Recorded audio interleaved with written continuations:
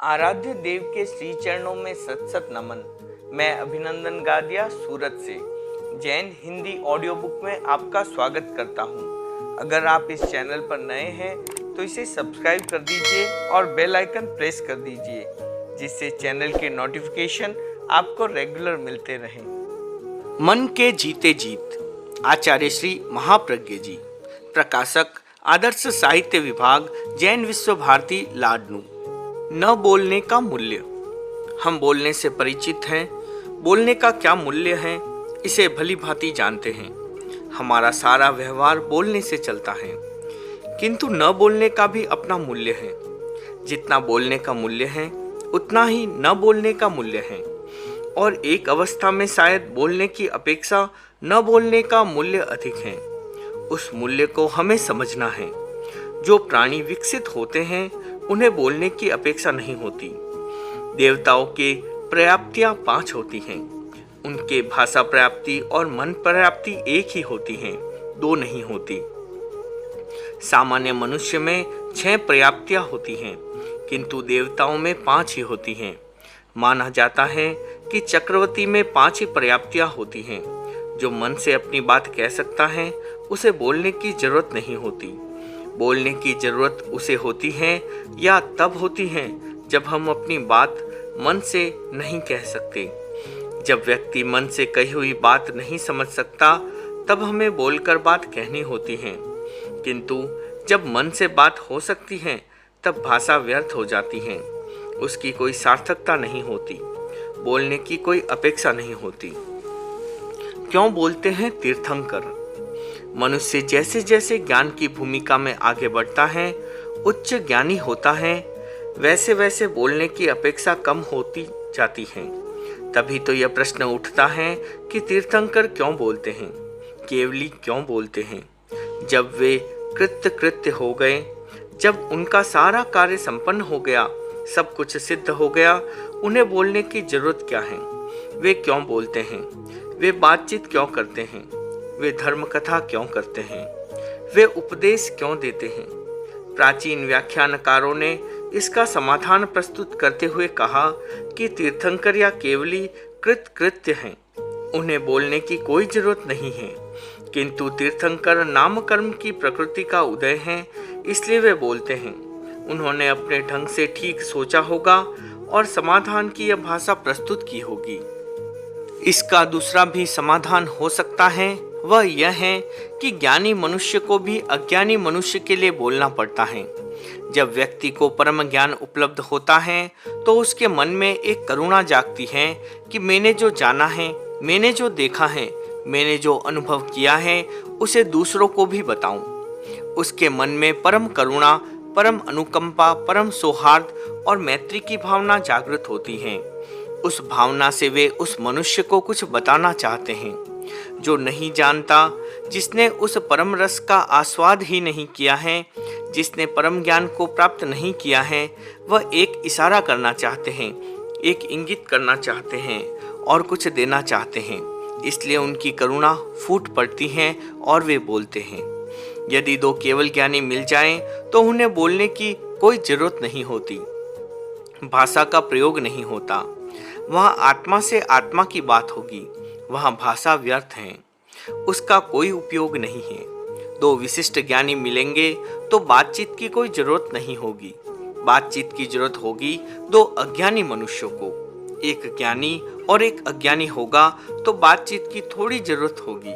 2 ज्ञानी मिलेंगे तो बातचीत की जरूरत समाप्त हो जाएगी, कोई बोलेगा नहीं। एक घटना है, फरीद यात्रा कर रहा था, उसके साथ काफी शिष्य थे। जब वह काशी के पास से गुजर रहा था तब शिष्यों ने कहा कि बहुत सुंदर अवसर है, पास में ही कबीर का आश्रम है, वहां चले, 2 दिन विश्राम करे, विश्राम भी होगा और 2 ज्ञानी पुरुष मिलेंगे तो बातचीत भी होगी, हमें जानने को मिलेगा, विशेष सुनने को मिलेगा। शिष्यों ने फरीद से अनुरोध किया, फरीद ने अनुरोध स्वीकार कर लिया। उधर कबीर के शिष्यों को पता चला कि फरीद काशी से गुजर रहा है, साथ में शिष्य भी हैं। उनके मन में भी भावना जागी। उन्होंने कबीर से कहा, फरीद इधर से गुजर रहा है, उसे यहाँ रोक ले। आप दोनों की बातचीत होगी, दो ज्ञानी मिलेंगे, कबीर मिलेगा, फरीद मिलेगा, दोनों ज्ञानी हैं, अच्छा वार्तालाप होगा, हमें सुनने को मिलेगा, जानने को मिलेगा, बहुत भला होगा। कबीर ने कहा, बहुत अच्छा। कबीर अपने शिष्यों को साथ लेकर चल पड़े। फरीद आ ही रहा था। कबीर और फरीद दोनों गले मिले। कबीर ने फरीद से ठहरने को कहा। फरीद ने बात मान ली। दोनों आए, आश्रम में ठहर गए। आश्रम कबीर का है, वहाँ कबीर भी हैं और फरीद भी हैं, दोनों के शिष्य भी हैं। दोनों के शिष्यों के मन में बहुत उत्कंठा है। एक और फरीद और उसके शिष्य बैठे हैं, दूसरी ओर कबीर और उसके शिष्य बैठे हैं। सभी शिष्य दोनों की बात सुनने के लिए उत्सुक हैं। शिष्य सोच रहे हैं कि कौन पहले बोलेगा, कबीर या फरीद। सभी प्रतीक्षा में बैठे हैं। 1 घंटा बीता, 2 घंटे बीते, सभी मौन हैं। दोनों ज्ञानी भी मौन हैं। फरीद कबीर की ओर झांक रहा है और कबीर फरीद की ओर झांक रहा है। दोनों की आंखें मिल रही हैं, पर वाणी का ताला नहीं खुल रहा है। मौन, मौन और सर्वत्र मौन। कोई नहीं बोल रहा है, न कबीर बोल रहा है और न फरीद बोल रहा है। शिष्य प्रतीक्षा करते करते थक गए। ऐसे तो समय जल्दी बीत जाता है, किंतु प्रतीक्षा के क्षण लंबे होते हैं। आदमी प्रतीक्षा करते करते थक जाता है। प्रतीक्षा के क्षण वैसे भी लंबे होते हैं। फिर मन में गहरी आकांक्षा और उत्कंठा होती है, तो वे क्षण और अधिक लंबे लगने लगते हैं। एक एक क्षण 1-1 घंटा जितना लंबा लगता है। सभी शिष्य प्रतीक्षा करते करते थक गए। सोचा, क्या फरीद गूंगा है? अरे, क्या कबीर भी गूंगा हो गया? दोनों मौन हैं, कोई नहीं बोल रहा है। आखिर हो क्या गया? कुछ समय और बीता। कबीर उठ खड़े हुए, फरीद भी उठे।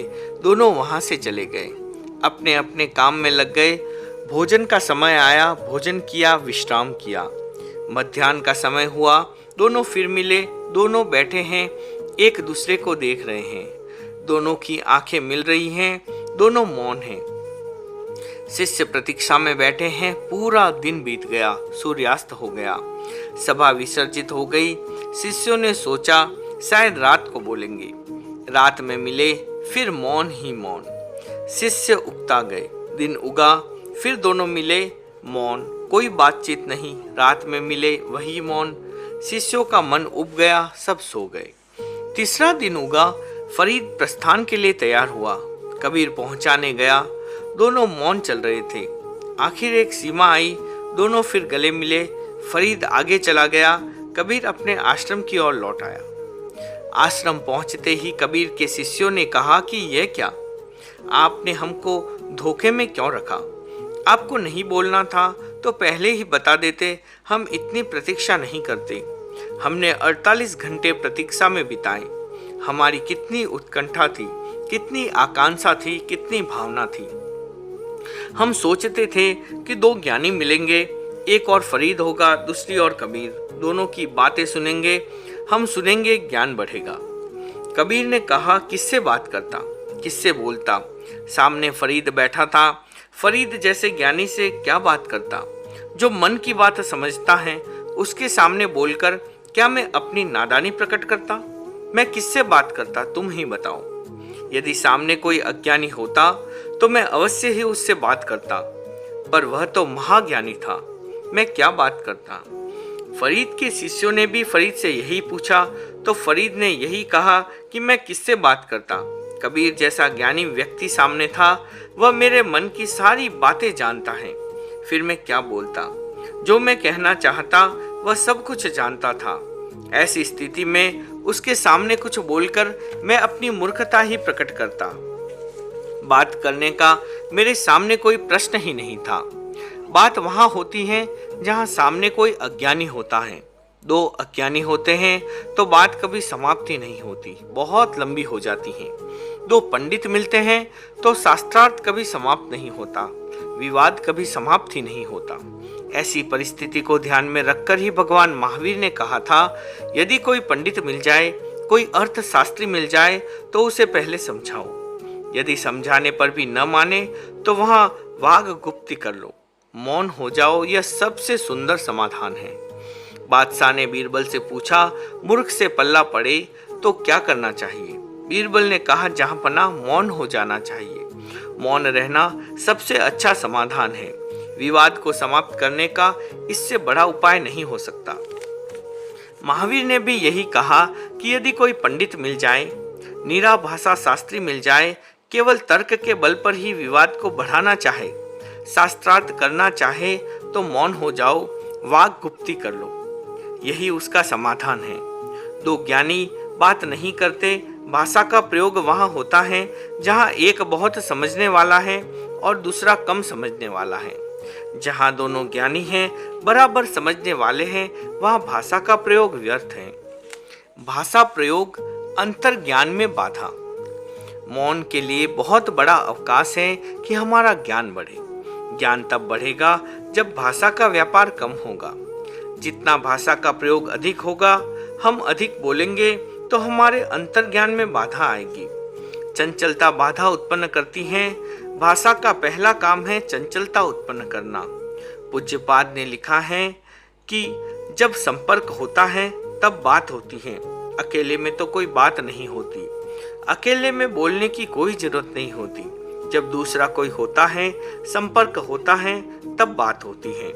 बोलने से पहले चंचलता और बोलने के बाद चंचलता। जब हम बोलते हैं तो सबसे पहले मन को चंचल करना पड़ता है। मन को चंचल किए बिना कोई आदमी बोल नहीं सकता, क्योंकि वो जो कुछ कहना चाहता है पहले वह सोचता है, फिर बोलता है। बोलना स्वयं चंचलता है। बोलने के बाद उसका फिर जो चिंतन होता है वह स्वयं चंचलता उत्पन्न करता है। बोलने से पहले चंचलता, बोलते समय चंचलता और बोलने के बाद भी चंचलता, यह सारा चंचलता का व्यवहार है। और व्यवहार अंतर्ज्ञान में बाधा उपस्थित करता है। जो भी अंतर्ज्ञान की साधना करने वाले साधक हुए हैं, उन्होंने कम से कम भाषा का प्रयोग किया है। वे अधिक समय मौन रहे हैं। भगवान महावीर से पूछा गया, भगवान, वचन की गुप्ती अर्थात मौन के द्वारा जीव क्या प्राप्त करता है? भगवान ने उत्तर दिया, वचन गुप्ती से निर्विचारता प्राप्त होती है। इसके दो संस्कृत रूपांतरण हो सकते हैं, निर्विचारत्वम या निर्विकारत्वम। वचन गुप्ती के द्वारा निर्विचारता या निर्विकारता प्राप्त होती है। विकृति अर्थात परिणति, निर्विकृति अर्थात स्थिरता। जहाँ कोई परिणति नहीं है किंतु स्थिरता है, भाषा से होने वाली विकृति समाप्त हो जाती है। निर्विचारता वचन गुप्ती का एक परिणाम है। निर्विचारता हम ज्यादा इसलिए सोचते हैं कि हम बोले, दूसरों को कहे, या जब बोलने की बात हमारे मन में आती है तब हम सोचते हैं। जब हम मौन कर लेते हैं तब निर्विचारता की स्थिति उत्पन्न हो जाती है। वचन गुप्ती का बहुत बड़ा लाभ है निर्विचारता। नहीं बोलने का एक मूल्य है निर्विचारता। विचार की स्थिति समाप्त हो जाती है। विवाद मुक्ति नहीं बोलने का दूसरा लाभ है विवाद मुक्ति। विवाद से छुटकारा मिल जाता है। मौन हो जाओ, विवाद अपने आप समाप्त हो जाएंगे। हमेशा विवाद या लड़ाई होती है बोलने के कारण। एक बोलता है और यदि दूसरा मौन हो जाता है तो लड़ाई समाप्त हो जाती है। आग जल रही है, उसे खाने के लिए घास नहीं मिला, भोजन नहीं मिला, तो वो स्वयं बुझ जाएगी, जलेगी नहीं। वैसे ही दो व्यक्ति बोलते चले जाते हैं तो लड़ाई की आग भभकती है, बुझती नहीं, शांत नहीं होती। लड़ाई की आग को ईंधन मिलता जाता है, भोजन मिलता जाता है और वह जलती रहती है। एक बोलता है और दूसरा यदि मौन हो जाता है, नहीं बोलता है, तो आग को घास नहीं मिलती, वह अपने आप शांत हो जाती है, बुझ जाती है। मौन का दूसरा लाभ है विवाद मुक्ति। अहम मुक्ति मौन का तीसरा लाभ है अहम मुक्ति। नहीं बोलने से अहंकार समाप्त हो जाता है, बोलने से अहंकार बढ़ता है। मैं अच्छा बोलता हूँ, यह अहम है। भाषा पर मेरा प्रभुत्व है, यह भी अहम है। इनसे अहम को बढ़ावा मिलता है। भाषा का जितना ज्ञान होता है उतना ही अहम बढ़ता है। भगवान महावीर ने इसलिए कहा कि भाषा हमें त्राण नहीं देती। नाना प्रकार की भाषाएं त्राण नहीं बनती। मैं संस्कृत जानता हूँ, हिंदी जानता हूँ, प्राकृत जानता हूँ, अंग्रेजी जानता हूँ, फ्रेंच जानता हूँ। भाषा बोलने का माध्यम है, विचारों को व्यक्त करने का माध्यम है, वह हमारे अहंकार का माध्यम बन जाती हैं। स्वामी रामतीर्थ अमेरिका गए। अमेरिका के राष्ट्राध्यक्ष उनसे मिलने आए। उन्होंने आते ही पूछा, स्वामी जी, आप अपने को बादशाह कहते हैं, यह कैसे? आपके पास तो कुछ भी नहीं है, जो कुछ है वह थोड़ा ही है, फिर आप बादशाह कैसे हुए? ये समझ में नहीं आता। रामतीर्थ ने कहा, मेरे पास कुछ नहीं है, इसलिए मैं बादशाह हूँ। जो गरीब होता है वह चीजों को बटोरना चाहता है, इकट्ठा करना चाहता है। मैं गरीब नहीं हूँ, बादशाह हूँ। मुझे किसी की जरूरत नहीं है, सारी दुनिया मेरी है। मैं क्या बटोरूं, कहाँ से बटोरूं और किसको बटोरूं? समूची दुनिया ही मेरी है। सच्चा बादशाह तो मैं हूँ, जो कुछ भी नहीं बटोरता। मेरे पास कुछ भी नहीं है, इसलिए मैं बादशाह हूँ। सचमुच बात बहुत ही मर्म की थी। उस मर्म ने राष्ट्राध्यक्ष के हृदय को बींध डाला। सन्यासी को भी संतोष मिला कि एक अकिंचन व्यक्ति की बात काम कर गई। वे भारत लौटे। उन्होंने सोचा कि मैंने जो कुछ कहा, जो कुछ अनुभव किया, भारत के लोगों को भी बताऊं। भारत में उन्होंने काशी को चुना, क्योंकि काशी पंडितों की नगरी है। पंडित उस बात को अधिक समझ सकेंगे, उसको अधिक मूल्य देंगे। वे काशी पहुंचे। सभा आयोजित हुई, काफी लोग आए, बड़े बड़े पंडित, दिग्गज विद्वान आए। रामतीर्थ ने संस्मरण सुनाए। संस्मरण सुनने के बाद एक विद्वान उठा और बोला, महाराज, आप संस्कृत जानते हैं? रामतीर्थ ने कहा, मैं संस्कृत नहीं जानता। पंडित बोला, तो फिर आप ज्ञान की क्या बात करते हैं? जो संस्कृत नहीं जानता वह ब्रह्म ज्ञान को क्या समझेगा? वह ब्रह्म ज्ञान की बात क्या करेगा, कैसे करेगा? उसे अधिकार ही नहीं है कि वह ब्रह्म ज्ञान की बात करे। भाषा त्राण नहीं। जो ब्रह्म ज्ञान आत्मा की निर्मलता, आत्मा की पवित्रता और आत्मा की विशुद्धि से प्रसूत होती है, उसे भाषा में कैद कर लिया, यह कितनी बड़ी विडंबना है। जो संस्कृत जानता है वही ब्रह्म ज्ञान का अधिकारी है। जो संस्कृत नहीं जानता उसे ब्रह्म ज्ञान का अधिकार प्राप्त नहीं होता। अंतर्ज्ञान को, आत्मा से सहज उत्पन्न होने वाले ज्ञान को भाषा में बांधकर हमने अपने अहम को बढ़ाने का अच्छा रास्ता ढूंढ लिया। इसलिए भगवान महावीर ने कहा, न चित्ता ताये भाषा। नाना प्रकार की भाषा आपको त्राण नहीं दे सकती, दुखों से नहीं बचा सकती, आत्मिक ज्ञान को उत्पन्न नहीं कर सकती। कहो विज्ञानु शासनम, यह विद्याओं का अनुशासन है जो सारा का सारा बोलने के माध्यम से और भाषा के माध्यम से होता है। वह भी आपकी सुरक्षा नहीं कर सकता। आपकी अपनी सुरक्षा अपने ज्ञान में है, अपने आप में है। यह ज्ञान बोलने से प्राप्त नहीं होता, किंतु नहीं बोलने से अवश्य ही प्राप्त होता है। उस ज्ञान को स्वयं बोलने की जरूरत नहीं, किसी भाषा की जरूरत नहीं। दुनिया में अनेक आत्मज्ञानी लोग हुए हैं। अंग्रेजी भाषा जानने वाले भी आत्मज्ञानी हुए हैं, फ्रेंच जानने वाले भी आत्मज्ञानी हुए हैं, हिंदी जानने वाले भी आत्मज्ञानी हुए हैं, संस्कृत और प्राकृत जानने वाले भी आत्मज्ञानी हुए हैं। और ऐसे भी लोग आत्मज्ञानी हुए हैं जो किसी भी भाषा को पूरा नहीं जानते, पूरी नहीं समझते। ऐसे लोग भी आत्मज्ञानी हुए हैं जो विचारों को प्रकट करना नहीं जानते, भाषण देना नहीं जानते, अपनी बात पूरी कहना भी नहीं जानते। आत्मज्ञान का भाषा के साथ कोई संबंध नहीं है। भाषा बाहर से आती है और आत्मज्ञान का स्रोत भीतर से फूटता है। भाषा बोलने का एक साधन मात्र है, व्यवहार का माध्यम है। उस भाषा को भी अपने अहंकार का साधन बना लिया। मैं समझता हूँ कि न बोलने का एक बहुत बड़ा लाभ है अहम मुक्ति। अहंकार से हम मुक्त हो जाते हैं, छूट जाते हैं, और जिस माध्यम से हमने अहंकार बढ़ाया उससे बच जाते हैं।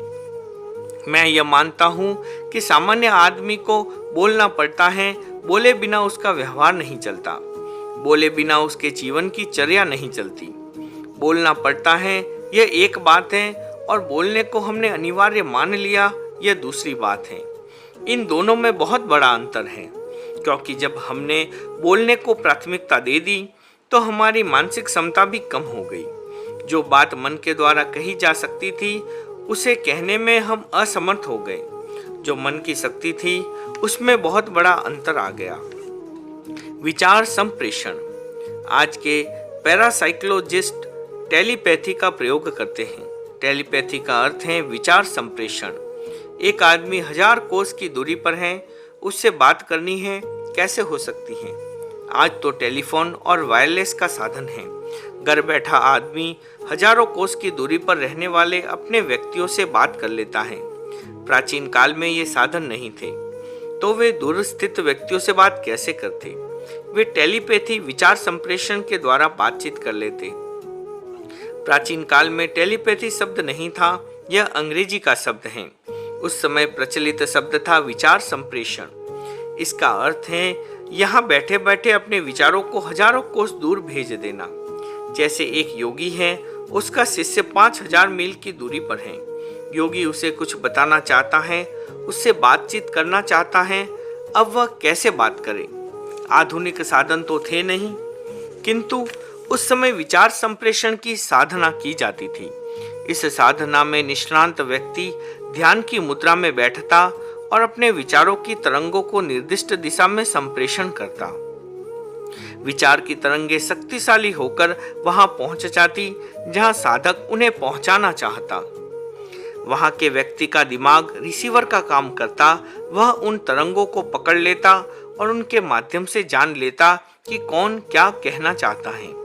फिर यदि उसे उत्तर देना होता तो वह स्वयं ध्यानस्थ होता, ध्यान करने बैठता और विचारों की तरंगों को गुरु या इष्ट व्यक्ति के पास पहुंचा देता।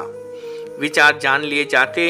यह प्रक्रिया भी बातचीत करने की। यह माध्यम था विचार संप्रेषण का। इसके लिए मानसिक क्षमता के विकास की जरूरत होती थी। साधक मानसिक क्षमता को बढ़ाने का प्रयत्न करते थे। ध्वनि विभिन्न भाषाओं में रूपांतरण। हमने बोलने की बहुत आदत डालकर मानसिक क्षमता को कमजोर किया है। आज मानसिक क्षमता को विकसित करने का कोई प्रयत्न नहीं हो रहा है। इसके भी 2 कारण हैं। एक तो हमने बोलने को प्राथमिकता दे दी, बोलने का कुछ काम पत्राचार से करने लगे। आज तो संचार के इतने साधन विकसित हो चुके हैं कि उसके लिए मानसिक क्षमता की कोई जरूरत ही महसूस नहीं होती। बोलने की जरूरत तब ज्यादा महसूस होती है जब मानसिक क्षमता से हमारा विश्वास उठ जाता है। यदि हम न बोलकर अपनी मानसिक क्षमता को विकसित करें तो ऐसा भी हो सकता है कि बिना कहे भी बात समझ में आ सकती है। जिस गुरु की आत्मशक्ति प्रबल होती है वह मौन बैठता है। शिष्य आते हैं नाना प्रकार के संदेह लेकर, गुरु के पास बैठते हैं, गुरु की सनिधि प्राप्त करते हैं। उनके सारे संशय नष्ट हो जाते हैं, उनका समाधान हो जाता है, उनको अपने अपने प्रश्नों का उत्तर प्राप्त हो जाता है, क्योंकि वहां मन की भाषा चल रही है। मन अपना काम करता है, संदेह मिट जाता है, काम समाप्त हो जाता है। दिगंबर मानते हैं कि तीर्थंकर बोलते नहीं, श्वेतांबर मानते हैं कि तीर्थंकर बोलते हैं। मैं शास्त्रीय चर्चा में नहीं जाऊंगा। दिगंबर कहते हैं कि तीर्थंकर बोलते नहीं, केवल ध्वनि निकलती है। इसमें मुझे वैज्ञानिकता लगती है, बहुत वैज्ञानिक बात है ये। वे बोलते नहीं, किंतु जो कहना चाहते हैं वह सब कुछ सब तक पहुंच जाता है। यहाँ कोई ध्वनि होती है, भाषा नहीं होती। किंतु जितने लोग बैठे होते हैं वे उस ध्वनि को अपनी अपनी भाषा के रूप में समझ लेते हैं। श्वेतांबर मानते हैं कि तीर्थंकर बोलते हैं एक भाषा में। हिंदी जानने वाले उसे हिंदी में समझ लेते हैं, संस्कृत जानने वाले संस्कृत में और प्राकृत जानने वाले प्राकृत में समझ लेते हैं। हिंदी जानने वाले समझते हैं कि वे हिंदी में बोल रहे हैं, संस्कृत जानने वाले समझते हैं कि वे संस्कृत में बोल रहे हैं, प्राकृत जानने वाले समझते हैं कि वे प्राकृत में बोल रहे हैं। आदमी जानता है कि वे आदमी की भाषा में बोल रहे हैं और पशु समझते हैं कि वे पशु की भाषा में बोल रहे हैं। उनकी ध्वनि या वाणी को आदमी समझ जाता है, पशु भी समझ जाता है और देवता भी समझ जाता है। यह कैसे होता है? क्या कोई अनुवादक बैठा है वहां? नहीं, कोई अनुवादक नहीं है। यह स्वाभाविक परिणति है। इसे इस रूप में प्रस्तुत किया जाए कि वह ध्वनि है और वह ध्वनि विभिन्न भाषाओं में बदल जाती है और श्रोता अपनी अपनी भाषा में उसे पकड़ लेते हैं। वक्ता को बोलने की आवश्यकता नहीं होती। वह जो कहना चाहता है वह ध्वनि के माध्यम से कह देता है। मनोवर्गणा के पुद्गल इतने शक्तिशाली होते हैं कि वे विभिन्न भाषाओं में बदल जाते हैं और अपना काम कर लेते हैं। सिद्धांत अनिर्वचनीयता का नहीं बोलने का एक और मूल्य मैं प्रस्तुत करूंगा, वह है हमारा अनिर्वचनीयता का सिद्धांत। भारत के लगभग सभी दर्शनों ने इस शब्द का प्रयोग किया है। वेदांत में कहा गया है कि ब्रह्म अनिर्वचनीय है, उसकी व्याख्या नहीं की जा सकती। बौद्ध दर्शन में अनिर्वचनीयता का बहुत प्रयोग हुआ है। बुद्ध ने पूछा, परलोक क्या है? बुद्ध ने कहा, अनिर्वचनीय, उसे कहा नहीं जा सकता। आत्मा क्या है, पुनर्जन्म है या नहीं? बुद्ध ने कहा, अनिर्वचनीय है, बताया नहीं जा सकता। जितने महत्वपूर्ण प्रश्न थे सबको अनिर्वचनीय कहा। महावीर ने भी कहा, पूर्ण सत्य है, कहा नहीं जा सकता, क्योंकि वस्तु अनंत धर्मा है, उसमें अनंत धर्म है। अनंत धर्मों को हम कैसे कह सकते हैं? हम अपनी वाणी के द्वारा एक क्षण में एक धर्म का प्रतिपादन कर सकते हैं, शेष अनंत धर्म दब जाते हैं। उस स्थिति में हम समग्र वस्तु का प्रतिपादन कैसे कर सकते हैं? इसलिए कह दिया कि वस्तु अव्यक्तव्य है। समग्र वस्तु को नहीं कहा जा सकता, एक धर्म ही कहा जा सकता है। एक धर्म की ही व्याख्या की जा सकती है। अनंत धर्म अवक्तव्य है, अखंड सत्य अवक्तव्य है, संपूर्ण सत्य अवक्तव्य है। यह बहुत अच्छा हुआ, हम भ्रांति से बच गए, हम असत्य से बच गए। अनंत धर्मा वस्तु को जानने वाला भी उसे कह नहीं सकता, और जब वह कहता है तब एक भ्रांति पैदा होती है। चाहे कोई केवल ज्ञानी कहे, सर्वज्ञ कहे, परमात्मा कहे या कोई भी कहे, वह जानता है पूर्ण, पर जो कुछ कहेगा वह अपूर्ण ही होगा। वह अपूर्ण बात कहेगा, फिर हम उसे अनेक टुकड़ों में बांट देंगे। हम एक बात को पकड़ लेंगे और आग्रह शुरू हो जाएगा। फिर यह होगा कि हमने जो पकड़ा है वह तो सत्य है और तुम जो कह रहे हो वह असत्य है। इस प्रकार से सत्य और असत्य की छीना झपटी शुरू हो जाती है। विवाद खड़ा हो जाता है, एक दूसरे का खंडन मंडन प्रारंभ हो जाता है। खंडन मंडन जैसा कुछ ही है नहीं, विवाद जैसा कुछ है नहीं। कोई भी जो कह रहा है वह एक अंश को कह रहा है। हम अंश को पूर्ण मान लेते हैं, वहाँ सचमुच विवाद खड़ा हो जाता है, वाक युद्ध शुरू हो जाता है, सैद्धांतिक लड़ाइयाँ प्रारंभ हो जाती हैं। लड़ाई का एक कारण है कि अपूर्ण को कहना नहीं चाहिए था और वह कह दिया गया। यदि आदमी मौन रहता, शब्द भी मौन होता, ज्ञानी भी मौन रहता और यह कह देता कि मैं जानता हूँ पर कह नहीं सकता, तो लड़ाइयाँ कम होती। पर उस ज्ञानी व्यक्तियों ने अनुकंपावश थोड़ा बहुत कह दिया। पूरा कहा नहीं जा सकता था, थोड़ा कहा, इसलिए लड़ाइयाँ प्रारंभ हो गई। पूरा कहा जाता तो लड़ाइयाँ नहीं होती। 5 बच्चे थे, 5 लड्डू हैं, एक एक लड्डू सबको दे दिया, सबको बराबर मिला, कोई लड़ाई नहीं होगी। बच्चे 5 हैं और लड्डू 1 हैं, आपने उसके 5 टुकड़े कर लिए, एक एक टुकड़ा दे दिया, लड़ाई शुरू हो जाएगी। बच्चे कहने लगेंगे कि इसको अधिक दे दिया, मुझे कम दिया, उसको वह दे दिया, मुझे वह नहीं मिला। जहाँ मांग ज्यादा है और वस्तु कम, वहाँ विवाद होता है, लड़ाई होती है। इसी प्रकार हमारी मांग तो अनंत को जानने की है, संपूर्ण सत्य को जानने की है, अखंड सत्य को जानने की है। हमारी वह मांग पूरी नहीं होती। हमें जानने को मिलता है थोड़ा सा अंश, अनंत का एक खंड। हम उस अंश को पकड़कर उस खंड को लेकर अखंड के लिए लड़ने लग जाते हैं। यह लड़ाई कभी समाप्त नहीं होती। अच्छा तो यह होता कि कोई भी आदमी बोलता ही नहीं, कम से कम सत्य के बारे में कभी जबान नहीं खोलता, केवल व्यवहार की संपूर्ति के लिए बोलता, तो लड़ाई नहीं होती। सत्य के विषय में न बोलना ही असत्य से बचने का अच्छा उपाय है, किंतु ऐसा हो नहीं सका। उस ज्ञानी पुरुषों ने तो अनुकंपा की, दया की कि अज्ञानी लोग पूरा न जान सके तो कम से कम थोड़ा बहुत तो जान ले। यह अनुकंपा भारी पड़ गई, इसने विवाद का रास्ता खोल दिया। आज ये स्थिति पैदा हो गई है कि आदमी सत्य को जाने या न जाने, वह उसके लिए विवाद करने को तैयार है। नहीं बोलने का एक बहुत बड़ा लाभ है सत्य की सुरक्षा। नहीं बोलने से सत्य की पूरी सुरक्षा होती है।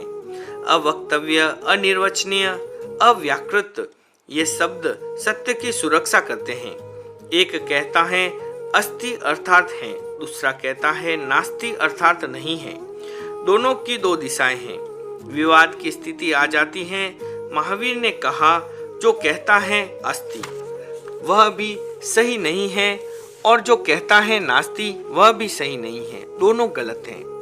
दोनों सही तब हो सकते हैं जब दोनों अपने अपने कथन के साथ अपेक्षा जोड़ देते हैं और कहते हैं कि इस अपेक्षा से यह है और इस अपेक्षा से यह नहीं है। स्यादस्ति स्यानास्ति, जब स्यादस्ति कहने से भी काम नहीं चलता और स्यानास्ति कहने से भी काम नहीं चलता, तब स्याद अवक्तव्य कहना होता है।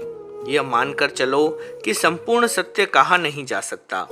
सत्य की प्रकृति ही ऐसी है, हम जो कहते हैं वह सत्य का एक अंश मात्र होता है। हम अंश मात्र का कथन करके पूरे सत्य के प्रति शायद अन्याय करते हैं। इस बात को मानकर ही यह निर्देश दिया गया कि पूरा सत्य कहा नहीं जा सकता। यह गूंगे का गुड़ है, यह स्वाद का वर्णन नहीं कर सकता। मैं समझता हूँ कि न बोलना, मौन रहना सत्य की सुरक्षा का सशक्त और प्रबल साधन है। मैंने मौन के कुछ एक मूल्य प्रस्तुत किए हैं। हम इन मूल्यों को समझें, केवल बोलने के मूल्य को ही न समझें, किंतु न बोलने का जो महान मूल्य है उसे भी समझें और बोलने और न बोलने में संतुलन स्थापित करें। वाक समिति को समझे तो साथ साथ वाक गुप्ति को भी समझे। दोनों को समझकर ही हम साधना को समझ सकते हैं और अपने आंतरिक ज्ञान को प्रकट करने में सफल हो सकते हैं। ओम अरहम।